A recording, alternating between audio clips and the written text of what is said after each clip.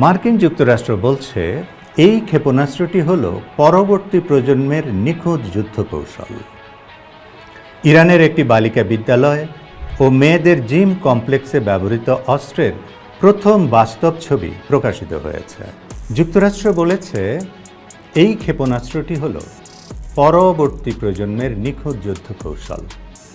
ইরানের একটি বালিকা বিদ্যালয় ও মেয়েদের জিম কমপ্লেক্সে ব্যবহৃত অস্ত্রের প্রথম বাস্তব ছবি প্রকাশিত হয়েছে। PRSM বা প্রিসিশন স্ট্রাইক মিসাইল হল মার্কিন সামরিক বাহিনীর সর্বশেষ অত্যাধুনিক ব্যালিস্টিক ক্ষেপণাস্ত্র, যা কিনা ATACMS সিস্টেমকে প্রতিস্থাপন করার জন্য লকহিড মার্টিন কোম্পানি তৈরি করেছে। এর পাল্লা প্রায় 650 কিলোমিটার, যা মার্কিন সামরিক বাহিনীর পূর্ববর্তী প্রজন্মের ক্ষেপণাস্ত্রগুলোর চেয়ে দ্বিগুণেরও বেশি। এর নির্মাতারা বলছেন PRSM নতুন প্রজন্মের যুদ্ধের জন্য ডিজাইন করা হয়েছে, যেখানে যুক্তরাষ্ট্র দূর থেকে উচ্চগতি ও নির্ভুলভাবে লক্ষ্যবস্তুতে আঘাত হানতে পারবে। এখানে গুরুত্বপূর্ণ বিষয় হল ওয়ারহেডের ধরন এবং বিস্ফোরণের ধরন। নিউ ইয়র্ক টাইমসের বিশ্লেষণে বলা হয়েছে, সম্প্রতি ইরানের বিরুদ্ধে মার্কিন ইসরায়েলি যুদ্ধের সময় ফার্স প্রদেশের লামার্দ শহরে মেয়েদের জিম কমপ্লেক্স ধ্বংসে ব্যবহৃত ক্ষেপণাস্ত্রটি এয়ারবার্স্ট হিসেবে কাজ করেছিল। অর্থাৎ এটি মাটিতে আঘাত হানার আগেই বিস্ফোরিত হয় এবং অনেক এলাকা জুড়ে এর স্প্লিন্টার ছড়িয়ে পড়ে। এটি এমন এক প্রযুক্তির বোমা যা ভারী কংক্রিটের ভবন নয়, বরং সাধারণ মানুষ, হালকা যানবাহন এবং খোলা লক্ষ্যবস্তু ধ্বংস করার জন্য তৈরি করা হয়েছে।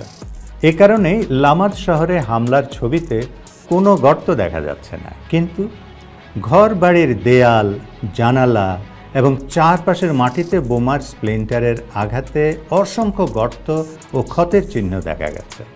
এই হামলায় 4 শিশুসহ অন্তত 21 জন নিহত এবং 100 জন আহত হয়েছে।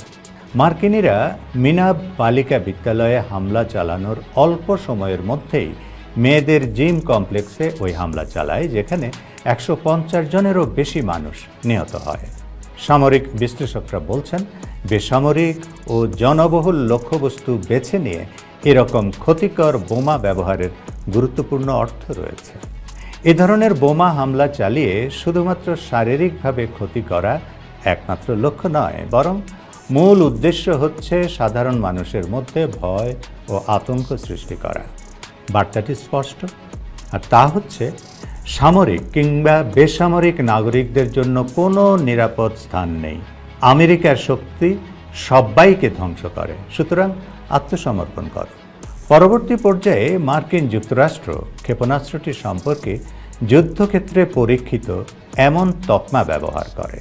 মার্কিন সমরবিদরা মনে করেন ক্ষেপণাস্ত্রের বৈশিষ্ট্যের এমন বর্ণনা অস্ত্রটির প্রচার ও রপ্তানির সুযোগ এনে দেবে।